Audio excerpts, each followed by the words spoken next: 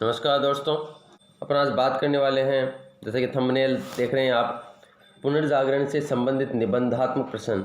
इसके पहले की वीडियो में मैंने अति लघुतरात्मक और लघुतरात्मक क्वेश्चन, जो 20 शब्दों के और 50 शब्दों के क्वेश्चंस होते हैं, उनके बारे में बताया है।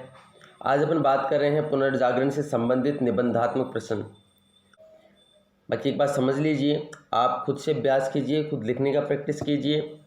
अभी मैं उस सेगमेंट को कवर कर रहा हूँ जो प्री और मेन में कॉमन नहीं होता है, जिसका तैयारी लोग प्री करने के बाद में स्टार्ट करते हैं। वो सेगमेंट अपन पहले ही कवर करके चल रहे हैं, ताकि यदि प्रीलिम्स अपना निकलता है तो मेंस में अपने को इतनी कम मेहनत करनी पड़े। अभी शांति काल चल रहा है। तो पहला क्वेश्चन, जैसे कि आप देख रहे हैं स्क्रीन पर, मध्यकालीन यूरोप की सामाजिक संरचना की विवेचना कीजिए। इसके पतन के क्या कारण थे? क्या इसका पतन पुनर्जागरण की व्याख्या करता है? तो इसमें मेनली क्या आएगा, देखिए इसमें कितनी बातें पूछी जा रही है। एक तो ये पूछ रहा है कि मध्यकालीन, पहले क्वेश्चन को समझने की कोशिश कीजिए कि पूछ क्या रहा है, क्वेश्चन की डिमांड क्या है। मध्यकालीन यूरोप की सामाजिक संरचना क्या थी? ये पुनर्जागरण के पहले की व्यवस्था के बारे में पूछ रहा है। और ये जो व्यवस्था है, इसका पतन क्यों हो गया, क्या इसका पतन पुनर्जागरण की व्याख्या करता है?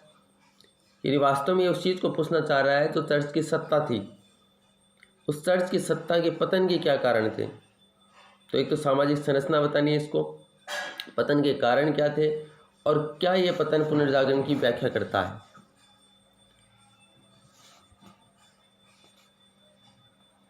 एक तो ये क्वेश्चन है। उसके बाद में नेक्स्ट क्वेश्चन आता है। आपको किसी भी क्वेश्चन में दिक्कत हो तो आप कमेंट बॉक्स में कमेंट कर दीजिएगा। वैसे मैंने पूरा पहले डिटेल में समझाया है। और फिर मैं कहूँगा कि बुक्स तो आपको पढ़नी ही पड़ेंगी। यदि आपको लगता है कि बिना बुक्स पढ़े आपकी अप्रोच डेवलप हो जाएगी, कभी नहीं होएगी। और जो आपको ये बोलते हैं कि नोट्स पढ़ लीजिए, इसके बाहर से कुछ नहीं आएगा, वो सबसे ज़्यादा भ्रमित करने वाले लोग आपको। और मैं बता दूँ कि आज दिन तक किसी का भी सिलेक्शन नहीं हुआ है बिना किताबों के पढ़े। सिलेक्शन किताबों से होता है, जिनका हुआ है उनसे पूछ लीजिएगा, बाद में ही निर्णय लीजिएगा। तो मैं आपको यही राय दूंगा कि बुक्स पढ़िए। नेक्स्ट क्वेश्चन है, पुनर्जागरण से आप क्या समझते हैं? इसके प्रमुख कारणों की संक्षिप्त समीक्षा कीजिए। तो पुनर्जागरण का अर्थ बताना है 20 वर्ड्स में, तो 25 मान लीजिए, और कारण बताना है। कारणों के बाद में उनकी समीक्षा करनी है। वर्ड देखिए, समीक्षा। समीक्षा का मतलब होता है जिसमें इच्छा का मतलब देखना, समान रूप से देखा जाएगा किसे, यानी आलोचना भी बतानी है इसकी और महत्व भी बताना है। दोनों चीज़ें इसमें बतानी है। तो आलोचना और महत्व को अपने को 20 शब्दों में 25 शब्दों में समेटना है। तो 20 से 25 शब्दों में तो अपन पुनर्जागरण का अर्थ बता देंगे, और 20 से 25 शब्दों में समीक्षा बता देंगे। और ज़्यादा पोर्शन इसमें आएगा, वो आएगा कारणों का। 3 पोर्शन हो गए इस क्वेश्चन के आंसर के। अर्थ बताना है 25 वर्ड्स में, समीक्षा करनी है 25 वर्ड्स में, 30 भी हो सकते हैं समीक्षा में। और जो 100 वर्ड का क्वेश्चन है वो 120, 125 तक भी जा सकता है, यदि आपके पास में कंटेंट अच्छा है तो। इस प्रकार आप इस क्वेश्चन को मैनेज कर सकते हैं। 70-80 शब्दों तक आप कारण को बता सकते हैं इसमें। कारण अपन ने पहले भी डिस्कस किए हैं कि धर्मयुद्ध का प्रभाव था, कुस्तुनतुनिया पर तुर्कों का अधिकार हो गया, यूरोपवासियों को कागज़ का ज्ञान हो गया था, कुबलाई खान का विशाल साम्राज्य था और उसने मतलब संरक्षण दिया था, पूंजीवादी प्रवृत्तियों का विकास हो गया था। ये कारणों में आ जाएंगे। तो पुनर्जागरण की समीक्षा क्या सही था या गलत था? तो पुनर्जागरण से क्या हुआ? पुनर्जागरण विभिन्न कारणों का सम्मिलित परिणाम था। इसके फलस्वरूप मनुष्य प्राचीन मान्यताओं और अंधविश्वासों को तरह की कसौटी पर कसने लगा था। आलोचना का कोई इसमें वो पॉइंट है नहीं, तो इसकी समीक्षा क्या होगी? अपने को इसकी अच्छाइयाँ ही बतानी है। आगे है कि पुनर्जागरण की प्रमुख विशेषताओं का विवेचन कीजिए। सीधा सीधा फैक्चुअल क्वेश्चन है, तो विवेचन करना अपने को। इसमें कुछ भी बात ऐसी है नहीं कि केवल विशेषताएं बतानी है, और विशेषताओं का विवेचन करना है, उनको थोड़ा सा स्पष्टीकरण तरीके से बताना है। पुनर्जागरण इटली में ही क्यों प्रारंभ हुआ, संक्षिप्त चर्चा कीजिए। तो पुनर्जागरण आधे से ज़्यादा कारण तो वही हो जाएंगे, पुनर्जागरण क्यों आया है, और फिर कुछ कारण इटली के बता देंगे अपन। ठीक है, कि पुनर्जागरण इटली में ही क्यों प्रारंभ हुआ।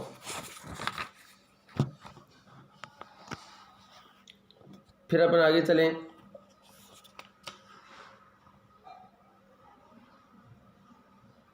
साहित्य के क्षेत्र में पुनर्जागरण का प्रभाव या फिर पुनर्जागरणकालीन साहित्य की विशेषताओं और प्रमुख साहित्यकारों के बारे में बताइए।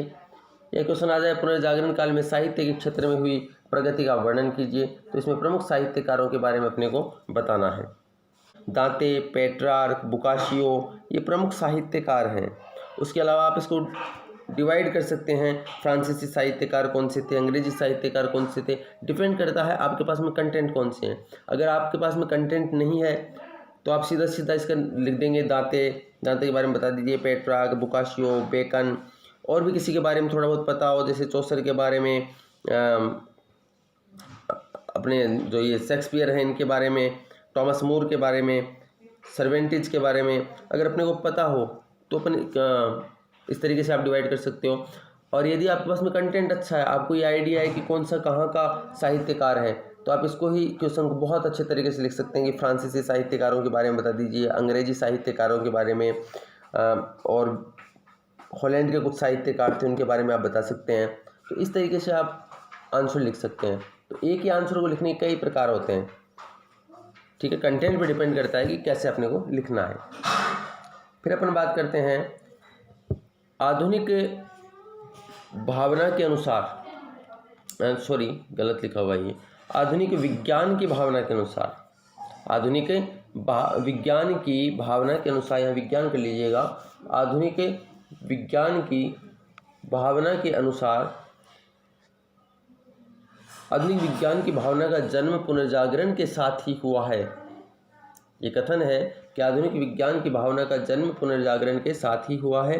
पुनर्जागरण युग में विज्ञान का जो विकास हुआ है उसका वर्णन कीजिए। इसमें साइंस के बारे में अपने को बताना है, इसमें कोपरनिकस के सिद्धांत के बारे में बताना है, फ्रांसिस बेकन के बारे में चर्चा करनी है, टॉलेमी के बारे में चर्चा करनी है कि टॉलेमी के सिद्धांत को कोपरनिकस ने चुनौती दी, तो कोपरनिकस ने सूर्य केंद्रित, टॉलेमी के पृथ्वी केंद्रित सिद्धांत की जगह पर सूर्य केंद्रित सिद्धांत का वर्णन किया। और फिर केपलर के बारे में बताना है, गैलीलियो के बारे में बताना है, आइजैक न्यूटन के बारे में बताना है, गिलबर्ट आ जाएगा, जॉनसन के बारे में बताना है, गैलीलियो के पेंडुलम के सिद्धांत के बारे में भी बताना है। यहाँ पर चिकित्सा विज्ञान के क्षेत्रों के बारे में बताना है, हार्वे ने रक्त जो परिसंचरण सिद्धांत दिया था उसके बारे में बताना है। तो ये साइंस के जो टॉपिक है कि विज्ञान में क्या हुआ, इनकी चर्चा अपन यहाँ पर करेंगे। आगे अथवा लगा करके अगर ये क्वेश्चन ऐसे भी आ जाए कि पुनर्जागरण का विज्ञान के क्षेत्र में क्या प्रभाव पड़ा, पुनर्जागरण कालीन प्रमुख वैज्ञानिक विचारधाराएं कौन कौन सी उपजी, विवेचना कीजिए। ठीक है, तो भी आंसर यही क्वेश्चन हो जाएगा। फिर नेक्स्ट क्वेश्चन आता है यहाँ पे, कला, साहित्य एवं धर्म में पुनर्जागरण के योग का निरूपण कीजिए। तीनों को एक ही जगह पे पूछ लिया, कला, साहित्य और धर्म का पुनर्जागरण में तीनों का योग क्या रहा, या कला और साहित्य पर पुनर्जागरण का प्रभाव का वर्णन कीजिए। अब कला और साहित्य धार्मिक बंधनों से मुक्त हो गए, इस कथन की पुनर्जागरण के संदर्भ में विवेचना कीजिए। तो पुनर्जागरण स्थापत्य कला के बारे में बताएंगे अपन, थोड़ा सा मूर्ति कला के बारे में बता देंगे कि पहले गोथिक शैली थी, फिर ग्रीको रोमन शैली आ गई।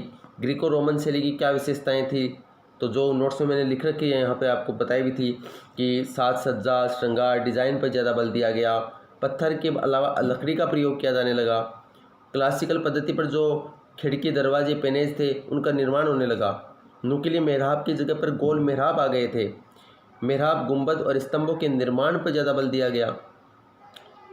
फ्लोरेंस का शासक था लोरेंजो दे मेडिची, का नाम इसमें विशेष प्रसिद्ध है, जिन्होंने संरक्षण दिया था मेदाइची परिवार फ्लोरेंस का।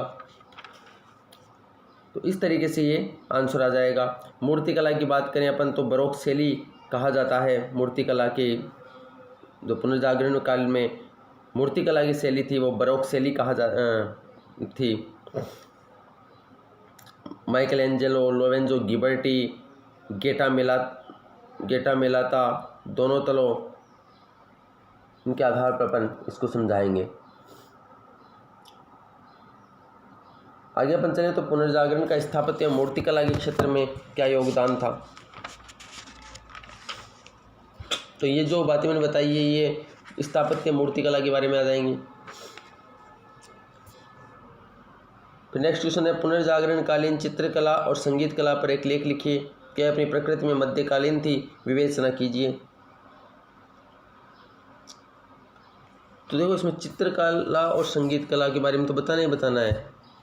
क्या ये है अपनी प्रकृति में मध्यकालीन थी कि मध्यकालीन का प्रभाव इस पर कहाँ तक था, मध्यकालीन जो चित्रकला थी या संगीत कला थी उसका प्रभाव कहाँ तक था, इसके बारे में अपने को बताना है।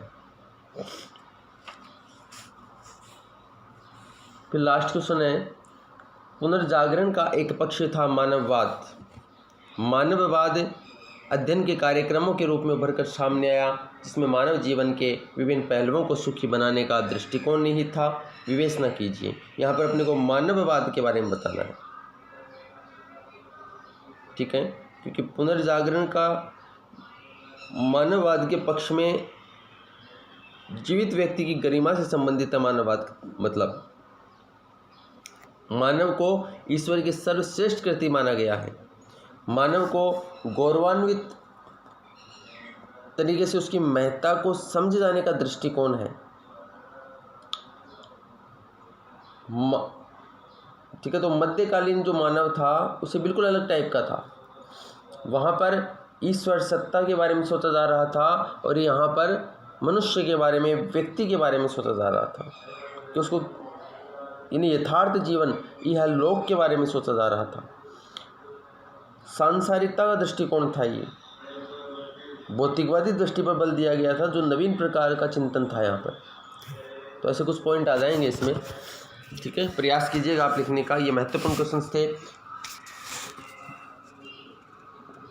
मैंने पुनर्जागरण का टॉपिक कंप्लीट करवा दिया है। धन्यवाद, थैंक्स।